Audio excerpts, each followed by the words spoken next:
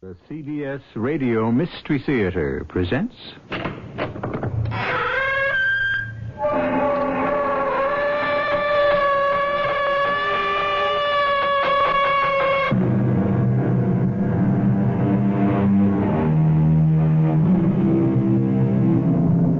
Come in. Welcome. I'm E.G. Marshall. There is a kind of human eloquence more telling, more forcible than the loudest words, than the choicest diction. It is the suffering of some great, heartbreaking sorrow with sealed lips. But how many of us have the fortitude to bear our pain in silence, or for that matter, our joy? So natural is the urge to speak. What could possibly keep anyone from doing so? Look, my dear. How long has it been since we have seen so many happy faces? Oh, we couldn't have asked for a finer wedding celebration for our daughter. And yet, just now, I thought I saw something in her expression. As she spun around just now amidst the dancers, I saw a strange look in her eyes. A look?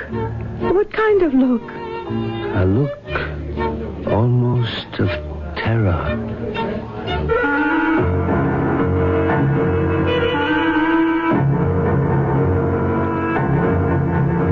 Our mystery drama, The Silent Woman, is based on a story by Leopold Compert. It was adapted especially for the Mystery Theater by Percy Granger and stars John Beal and Robert Dryden. It is sponsored in part by Buick Motor Division and True Value Hardware Stores. I'll be back shortly with Act One. Maybe you've got a neighbor who just bought a new Electra, and he's gotten so smug and self-satisfied lately you can't stand it. Well, look at it this way. If you had just gotten a car with all the luxury and prestige of Electra and a trim European-like design that makes it easier than you might imagine to park and maneuver in city traffic, wouldn't you be a little insufferable for a while? We thought so. The new Electra at your Buick dealers now. A little science, a little virtue, a little science.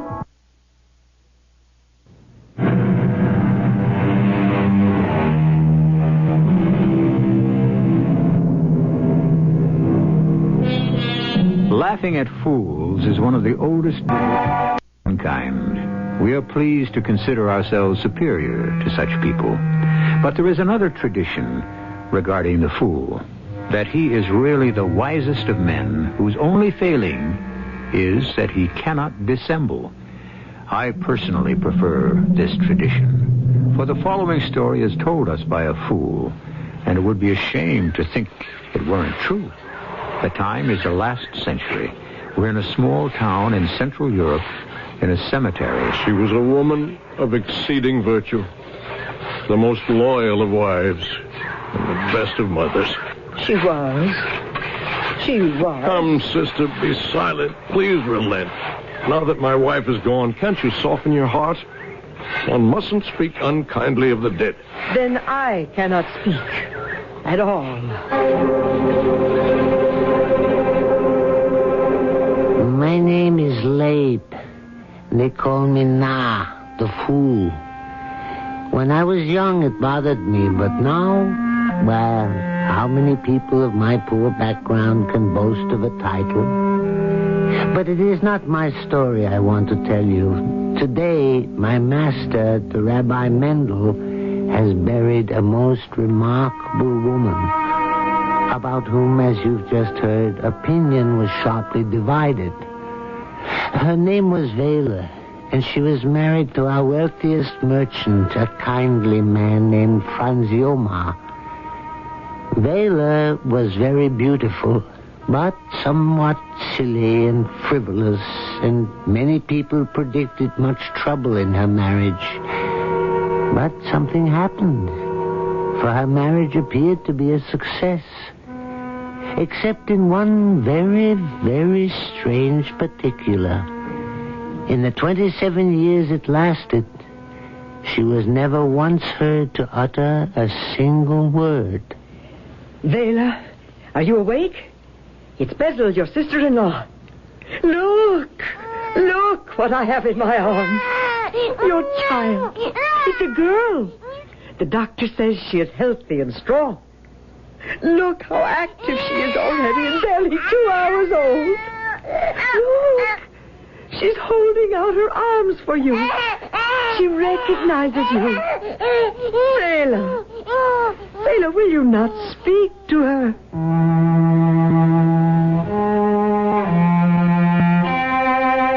But though tears of joy came to Vela's eyes as she cradled the child to her breast, she did not speak. Nor was her silence broken at the birth of her son some years later. But the most severe time in all her marriage came on the eve of her daughter's wedding.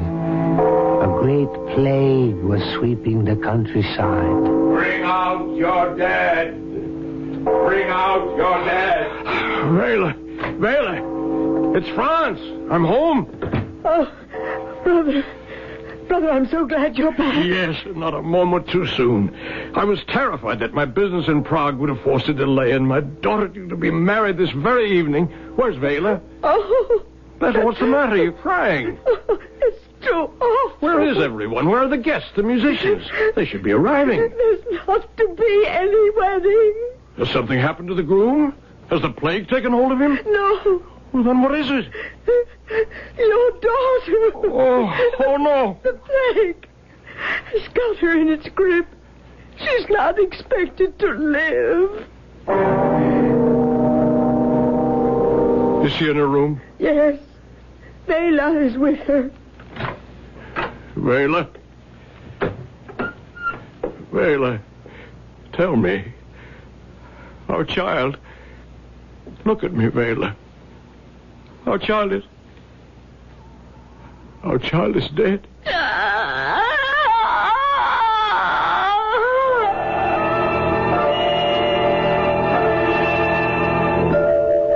Vela's cry of anguish echoed in her husband's ears. But though she wept as they bore her daughter's body away, not a word of complaint passed her lips. Thus did she bear all, joy and sorrow, in deep silence for 27 years. And for 27 of those years, an argument has raged between Franz and his old maid sister, Bethel. I tell you, it's nothing but willful malice on her part. No, sure you're wrong. Bethel, are you jealous? Not in the least. Vela used to boast how she would break hearts.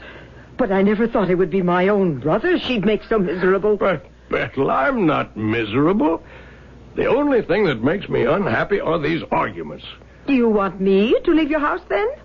You'd expel your own sister? No, only please keep your voice down. It hurts Vela deeply to know that you disapprove of her so. Then why will she not speak? I don't know. I know she wants to. Sometimes I can see her lips move, almost forming the words. It must be some physical deformity. Nonsense. She was the picture of health until the very day of her wedding. And she can utter every sound except those of speech. What deformity could be so selective? Well, there are those who say that she's been bewitched. You are a prosperous merchant. You are my brother. How can you believe such superstition? If it is not a physical deformity, then what could possibly prevent her from speaking, if not a supernatural force?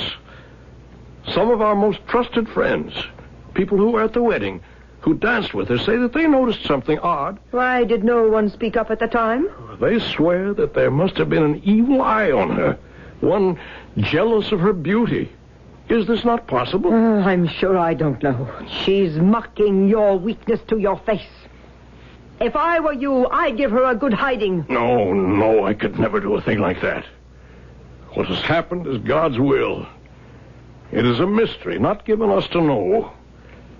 I am certain her power of speech is in some way paralyzed. And I can't live any other way but to have faith that it will someday be restored. It it was certainly doubtful whether Franz's faith was going to be rewarded. The years fled by.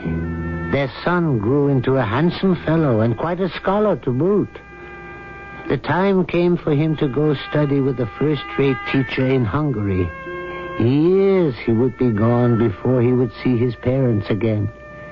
Yet though her eyes were full of sorrow and pride, Vela let him go from her embrace without a word of blessing. Then, only a few weeks ago, Vela was taken ill. And yesterday, as I was walking down the street past their house, a servant girl ran up to me and begged me to go at once to Franz Yomar's office. Who is it? It is I, your worship. Leibnar, what are you doing here? You must come with me at once. Your wife's illness has taken a turn for the worse. How bad is it? The doctor has left, and the rabbi has been sent for.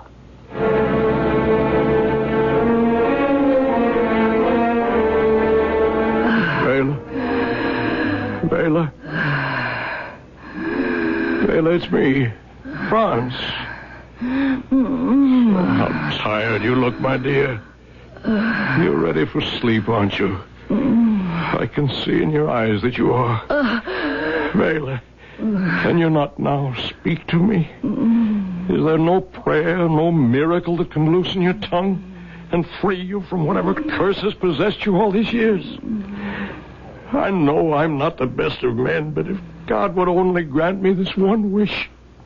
There's so little time left. Brother, is she still alive? Yes.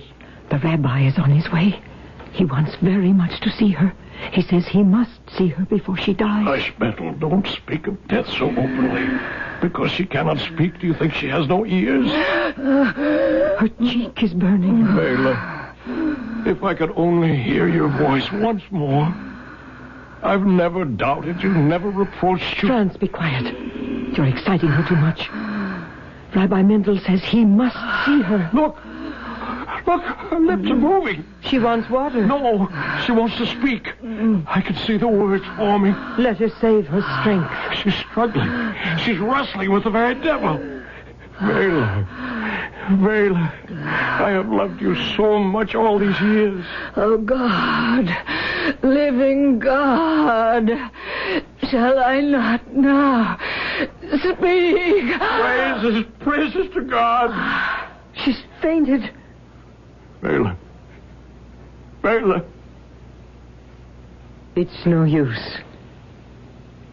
She's dead. She spoke. It was a miracle. I'm sure it was no miracle. This only proves she could have spoken any time she wished.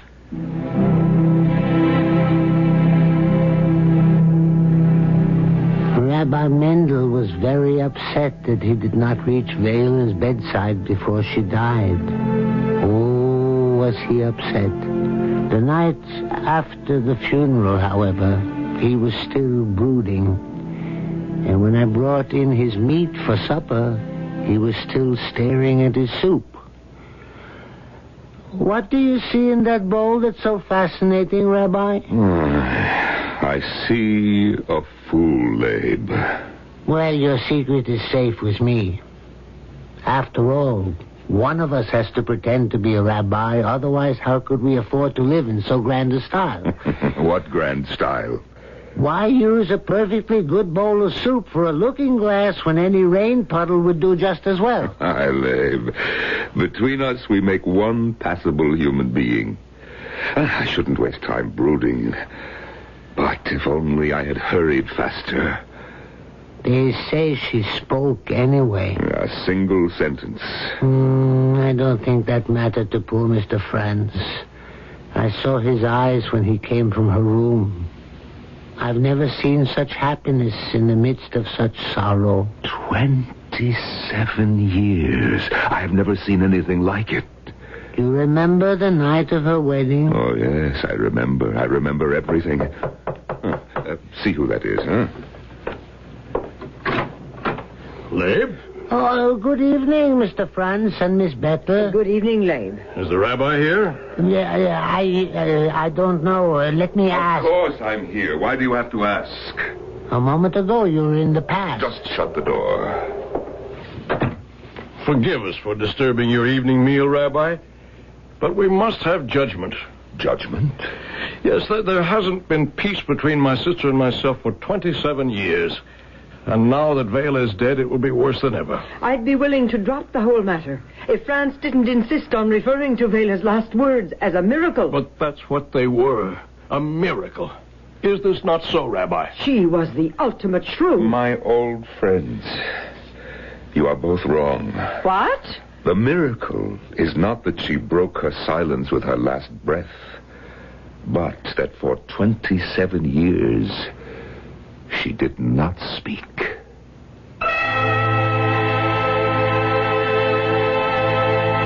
We know things are often not as they seem. How dull life would be if they were, and how little we would know of human nature. For so much of what most deeply motivates us is hidden far beneath the surface world of appearances.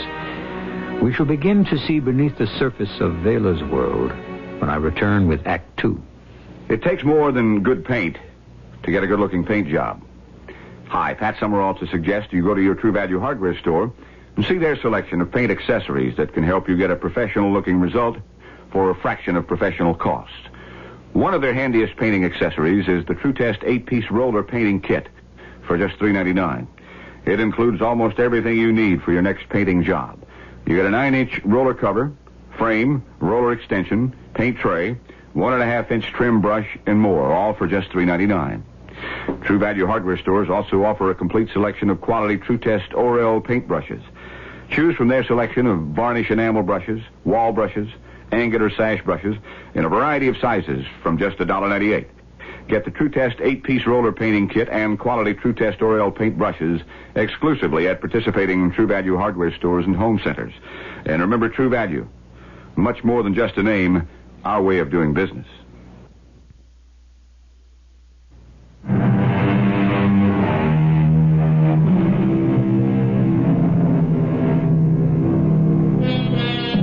When a carefree and irresponsible young girl married a timid, serious young man, idle tongues got ready to wag. Then, literally overnight, she was transformed into a sedate, mature woman, an excellent wife and mother, in all respects, save that she would not, or could not, speak. Through grief and joy, only her eyes told the story of what her heart was feeling. And now that that heart beats no longer, the mystery surrounding her looms larger than ever. Rabbi, you say it was a miracle that she did not speak? Vela was a worthy among worthies, a saint. What? Oh, but this is disgraceful. She was doing it deliberately. You asked me to render judgment. It has been rendered. Now, if you will let me get back to my meal, Labe will show you to the door. Good evening. 1,000 thanks, Rabbi. Come, Bethel. No. This judgment makes you happy, of course, Franz. It vindicates your simple faith. And it makes me look like a fool. Good, madam, please, let the rabbi eat. If he does not eat, he will be in a bad humor. And if he's in a bad humor, he will expect me to get him out of it, and I'm very tired. Labe is right, sister. It is late. I will not hear a woman praised who sat by in silence at times when most mothers could not have found words enough to express their feelings. Well, then perhaps she was the wise one for not even trying. Now, please, good night.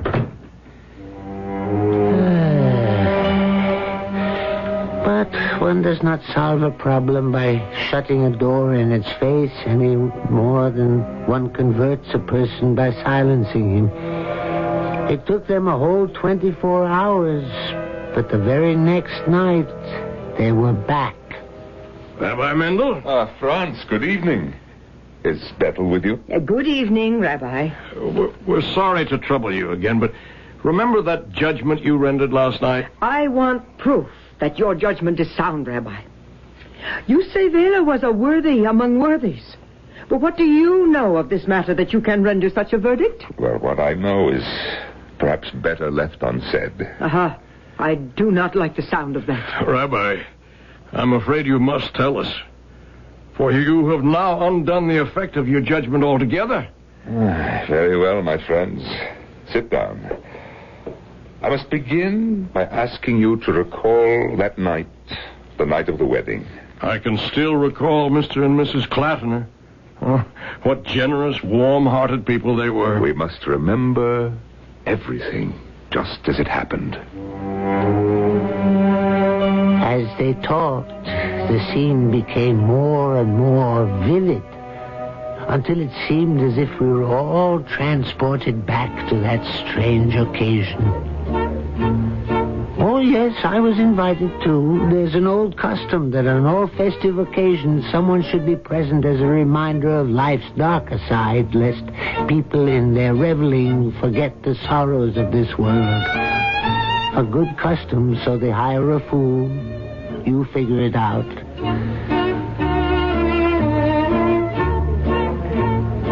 Zelda, this is a splendid occasion, is it not? It is a wonderful party for our daughter's wedding. Still, it does seem odd to me. What? Her decision to get married. To have settled on Franz Jomar of all people. What's wrong with Franz? He's a fine boy. Yes, but I thought Bela always found him rather dull. Aren't you pleased with the match? Oh, yes, of course. He comes from a good family and will go far. Franz is coming this way.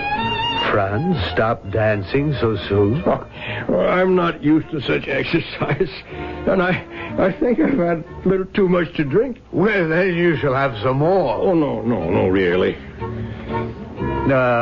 Franz, Vela is a lively girl. You're going to have to learn to enjoy yourself more. I'll fetch another bottle if you two will excuse me. Mrs. Clattener, could I speak to you in confidence? Yes, Franz. What is it? I think it's time that Vela was, well... Oh, taken downstairs to the bridal chambers? Yes, but not for the reasons you think. I mean, not only that, but... What's the matter? Well, when we danced a moment ago, her hand was burning, and her cheek was very hot. Oh, surely you understand that, Franz. No, this was different. She seemed, well, agitated. Well, it is getting late. Perhaps her girlfriend should be prodded. Well, there's something else, too. Yes? Forgive me, but why did Vela marry me? Well, you'll have to ask her. I couldn't. I'd feel like a complete idiot. Is something the matter? Oh, no, I love Vela more than... There, you see, that's it. I can't even find the right words to express what I feel. Well, I guess what I'm trying to ask, Mrs. Clattener, is... Did you influence Vela? What? Did you persuade her to accept me because my family is wealthy? No. Her choice settled on you of her own free will. And believe me, Vela has never in her life done anything contrary to the dictates of her heart. Franz, here we go. A fresh bottle. If you'll excuse me, I must see if the bridal chamber is ready. It's high time Vela was smuggled off.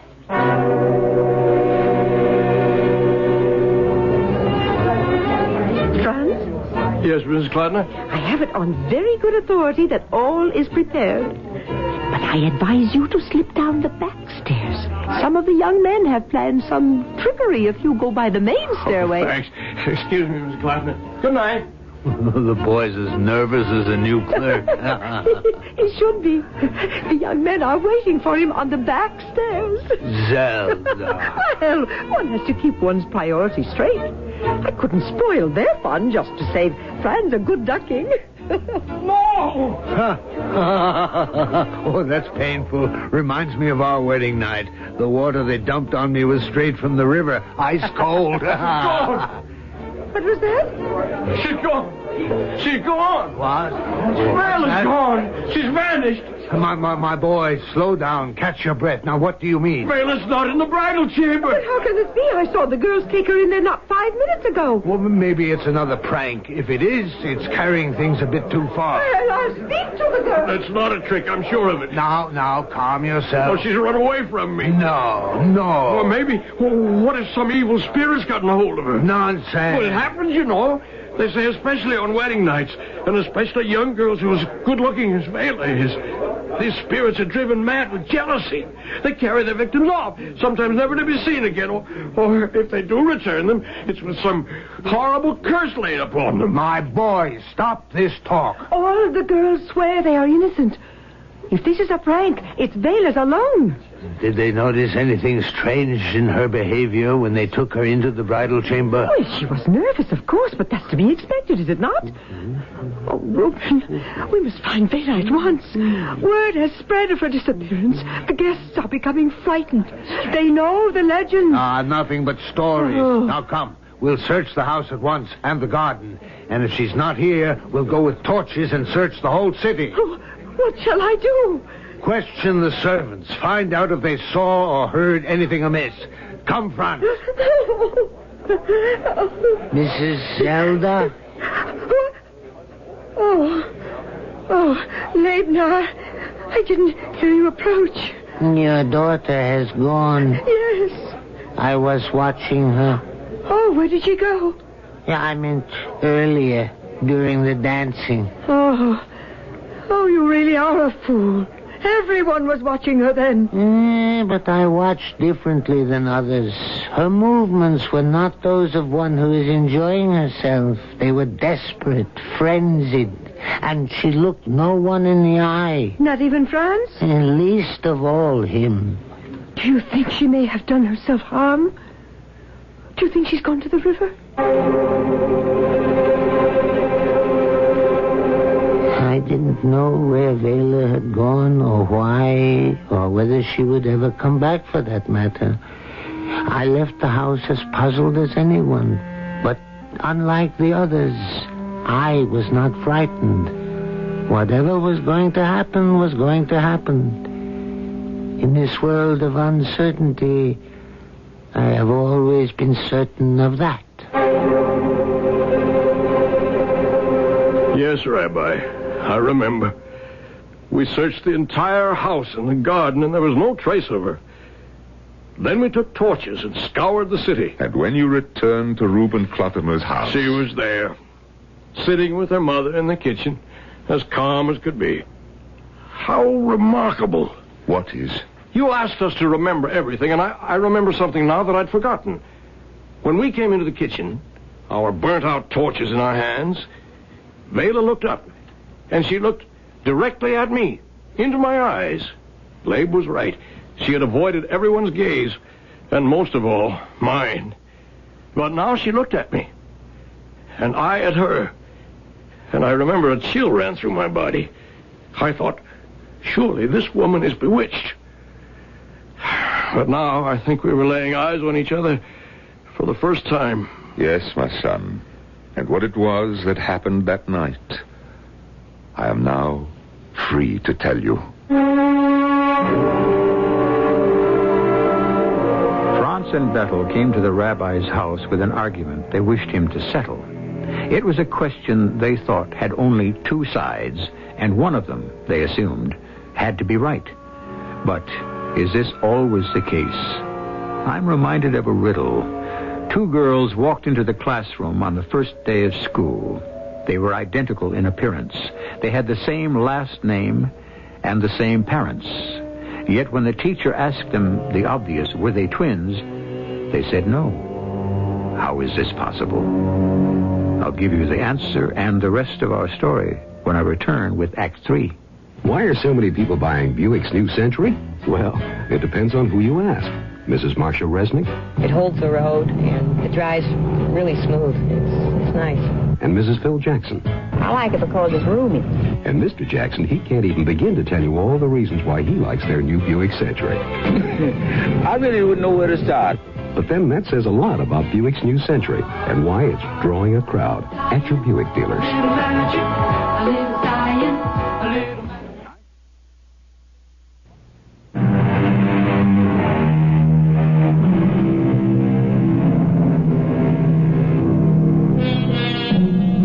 Two girls, identical in looks, both with the same parents, yet they are not twins. What are they? Triplets. The third sister was home in bed, sick. This riddle should serve as a reminder that there are often three sides to every issue. Your side, my side, and the truth. And it is the truth we shall soon learn as we rejoin our story. I always figured the rabbi somehow knew more than the rest of us. Whenever Vela's name was mentioned, a certain look would come into his eye, a look of sorrow and tremendous respect. Then, too, I remember one particularly odd incident. It happened right after the plague had carried off their daughter. Franz and Vela were in formal mourning, and I accompanied the rabbi to their house. He went, so I assumed, to offer consolation to them both. But, strangely, he spoke only to Franz. Vela deliberately kept her gaze averted, and only as we were leaving did she lift her eyes. For a brief moment, their looks met, and then departed without a word. When your bride left her parents' house on her wedding night, it was to my cottage that she came.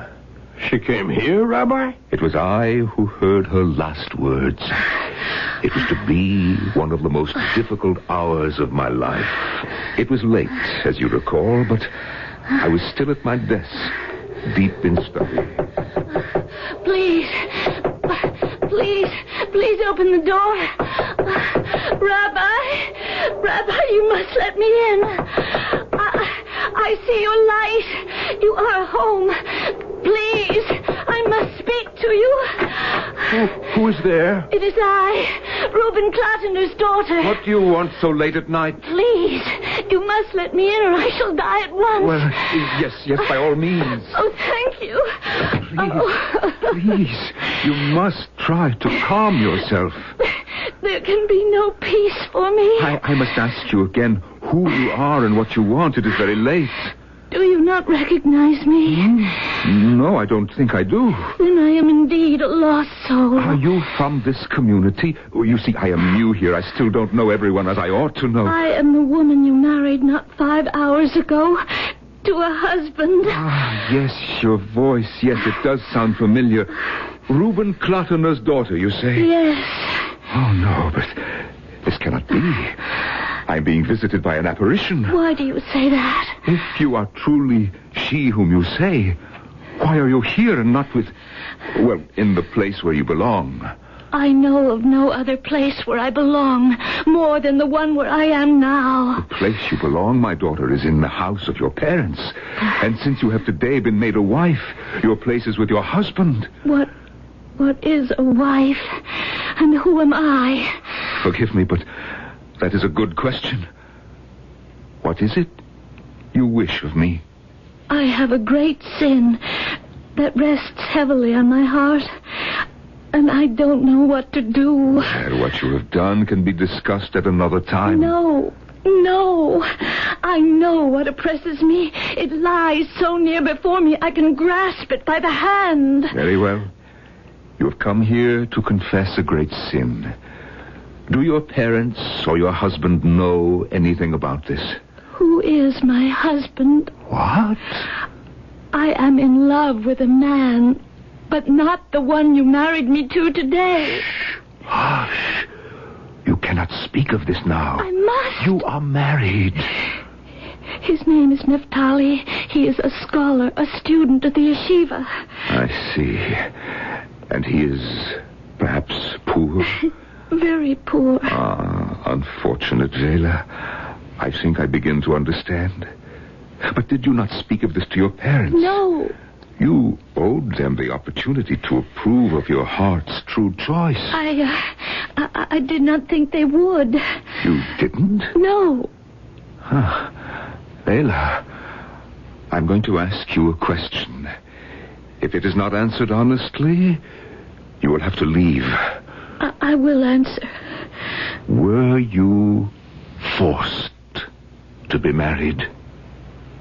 No, I was not forced to be married. My parents never once said you must. It is by my own desire that I am what I am. But this other young man, Naphtali, was he for some reason displeasing to your parents? They did not know him. But you claimed just now you loved him. I must be incapable of love. I married Franz Yomar because he is the rich son of a rich man. To enter his family is to become the first lady of the community, to sit buried in gold and silver. That is what infatuated me. That is why I forced myself to marry him. The gold and silver have an influence over me. More and more they cry to me, you will be the first lady in the community. And the more Franz loves me, the more I detest him. It is not Franz you detest, but yourself. That is true. He is a kind man. I have deceived him. I was never a liar before now. And today, when I stood under the wedding canopy, and he took the ring from his finger and he put it on mine, and when I danced with it, and they led me away. When you first entered my house, I thought this must be a mad woman.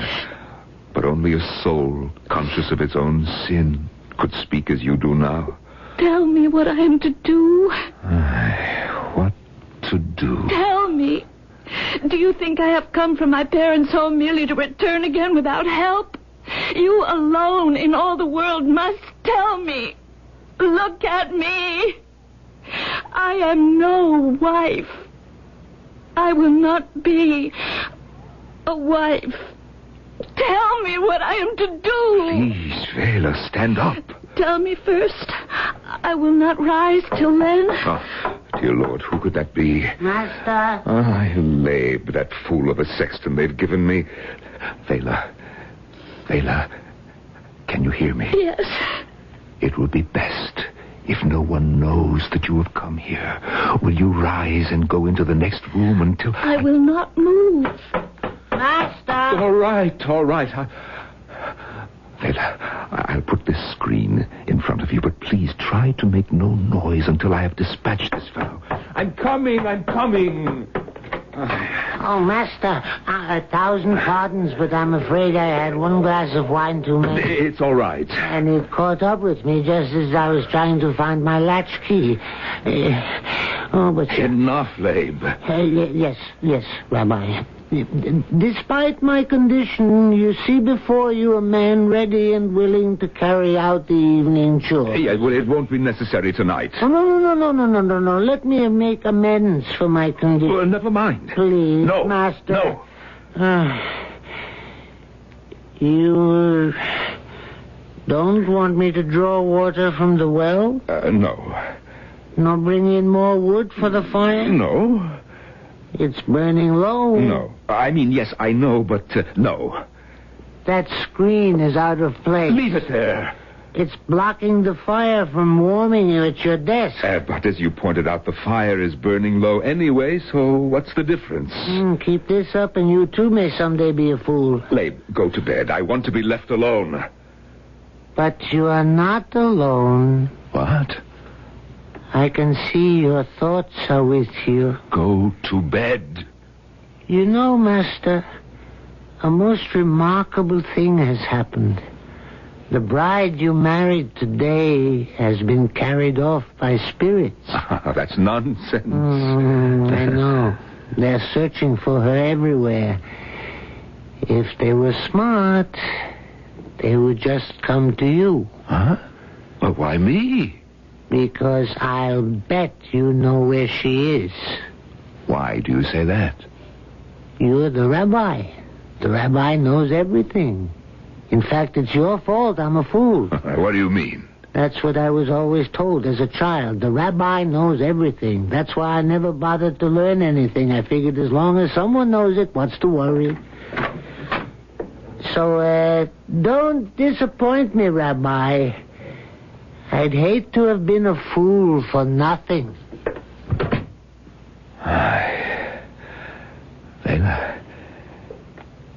Vela, he's gone. Yes. Now listen to me now. I will talk with you. I am listening. But will you do what I advise you? For I am going to say something that will terrify you. I will do anything you say. Will you swear? Yes. No, don't swear yet. Not till you've heard me. I don't want to force you. Hear me then, daughter of Reuben Klatener. You have a twofold sin upon your soul. First, you permitted yourself to be infatuated by gold and silver, for which you forced your heart to lie. With this lie, you have sought to deceive a person who has entrusted you with his all when he exchanged vows with you today. I know. But you have committed an even greater sin than this, for you have also destroyed the happiness of another person. What can he do now when he knows what has been lost to him? No, darling. Silence. Silence. You must never let his name pass your lips again. Why did you not speak when you could have spoken? God can never easily forgive that. To be silent, to keep secret in your breast what would have made him whom you loved happier than the mightiest monarch. Say no more. Hear now what your penance must be. You were silent when you should have spoken. Be silent now forever to all people and to yourself. From the moment you leave this house until I grant it, you must be dumb. You dare not let a word pass from your mouth. Now, will you undergo this penance? I will. Do you have the strength to do it? I shall be silent as death. Now, you must go. May I say one last word? Yes. Yes, Vela. Speak.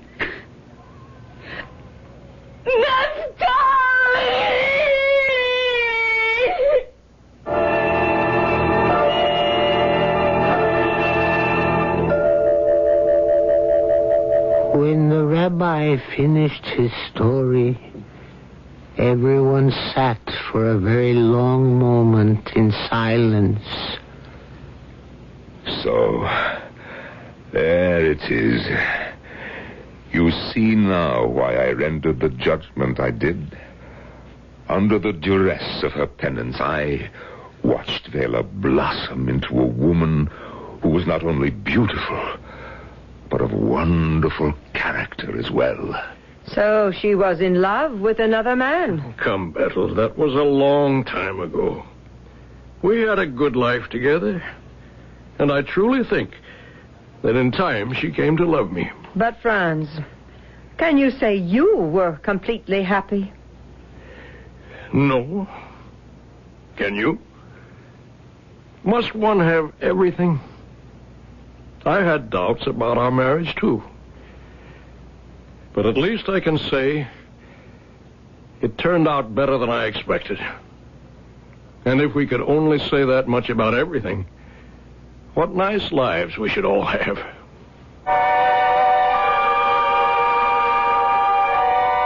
What nice lives indeed. It is said we speak more with our eyes and our gestures than with our tongues. Often we speak too quickly and without thought, or we say what is expected and not what is true. How much wiser we might all be if every time before we spoke we had to chew a piece of toffee. But what about Vela's life? Wasn't her punishment too severe? A final word on that in a moment.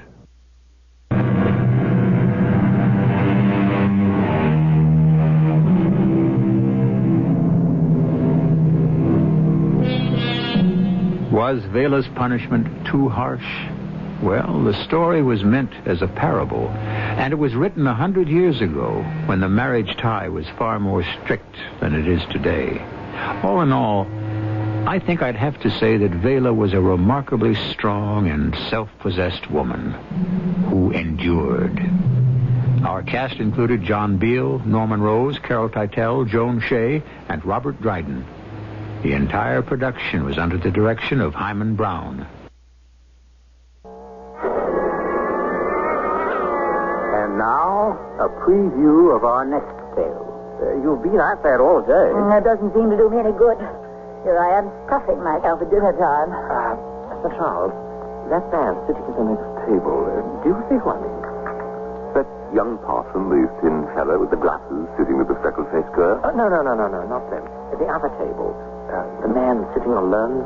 Oh, yes. Sinister-looking chap. Yes, I've caught him twice looking over the other side. Do you notice his eyebrows? Bushiest darn things I've ever seen. No, don't look now, but it occurs to me. Do you suppose they could be stuck on? Fake eyebrows? Of course. That devil. What luck that he's here in the same hotel in St. Moritz. We've tracked him down. But John, we're not following him. He is following us. Mrs. E.G. Marshall inviting you to return to our Mystery Theater for another adventure in the macabre. Until next time, pleasant dreams.